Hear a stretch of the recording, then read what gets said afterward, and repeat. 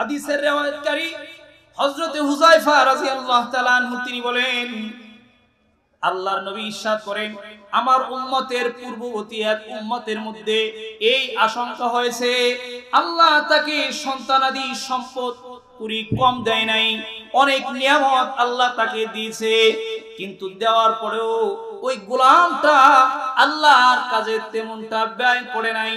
তার দিলের মধ্যে আশঙ্কা হয়েছে, মনে হয় জমিনে আমি আর বেশি দিন বাঁচবো না, কিছুদিন পরেই মনে হয় আমার ইন্তেকাল হয়ে যাবে। এই জন্য সন্তানগুলোকে তিনি ডাকছে, ডেকে বলে, হে আমার সন্তানেরা, তোমরা বলো আমি পিতা হিসাবে তোমাদের কাছে কেমন পিতা ছিলাম। সন্তানেরা বলে, তুমি তো আমাদের কাছে উত্তম পিতা ছিলে, ভালো পিতা ছিলে। বলে, হে সন্তানেরা, তোমরা সাক্ষ্য দাও, আমি যদি মারা যাই, আল্লাহ যে আমাকে এত সম্পদ দিল, কিন্তু আমি তো আল্লাহর জন্য কোনো সম্পত্তি রেখে যাই নাই, আল্লাহর গোডাউনে আমার কোনো আমলনামার খাতায় তেমন কিছু রাখি নাই, তাহলে মৃত্যুর পরে মালিকের সামনে কি আমার দাঁড়াতে হবে? ভালো করে খেয়াল করবেন হাদিসের কথা। তখন ওই লোকটা ডাকদা বলে, সন্তানদেরকে বলে, হে সন্তানেরা, তোমাদেরকে আমি ওসিয়ত করে যাই, শুনে রাখো, আমার মৃত্যুর পরে আমার লাশটাকে তোমরা দাফন দিবা না।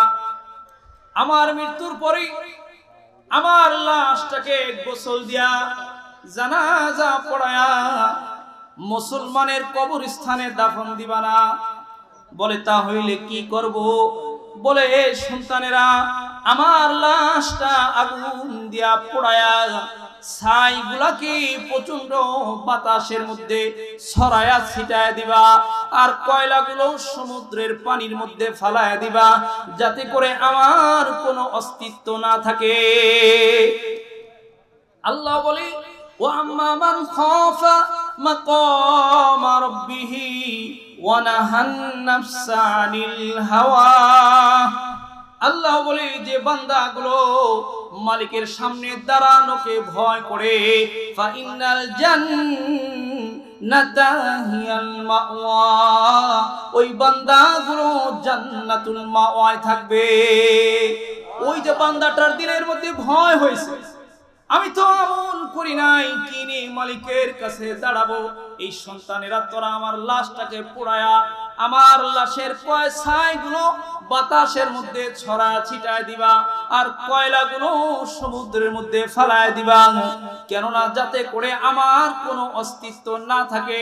আমার যদি অস্তিত্ব না থাকে, তাহলে মালিকের কাছে আমার দাঁড়াতে হবে না। এটা তার দিলের তামান্না, এটা তার দিলের কি? তাই ব্যক্তির মৃত্যু হয়ে যাওয়ার পরে ওসিয়ত অনুযায়ী সন্তানেরা সেটাই করেছে।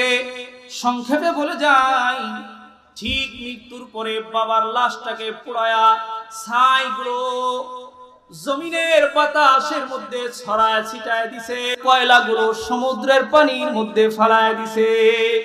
এখন আল্লাহ তাআলা ওই বান্দাটাকে ডাক দিছে, বান্দা আমার কাছে আয়। বান্দাটা আবার ঠিক হয়ে গেছে।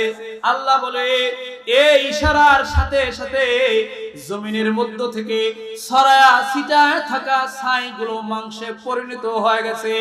আবার সমুদ্রের মধ্য থেকে কয়লাগুলো আগের মতো হাড্ডি তে রূপান্তরিত হয়ে মানুষরা আল্লাহর সামনে দাঁড়ায় গেছে। আল্লাহ বলে, রে গোলাম, কোন জিনিসের ভয়ে দুনিয়ার মধ্যে তুমি এই কথা বলেছো? তোমার লাশটা পোড়ায়া ছাই বানায় দিতে বলেছো। কোন ভয়? কিসের ভয়? বান্দা ডাকটা বলে, আল্লাহ, জমিনে তেমন কোনো ভয় না, জমিনে অন্য কোন জিনিসের ভয়ে আমার এমন হয় নাই।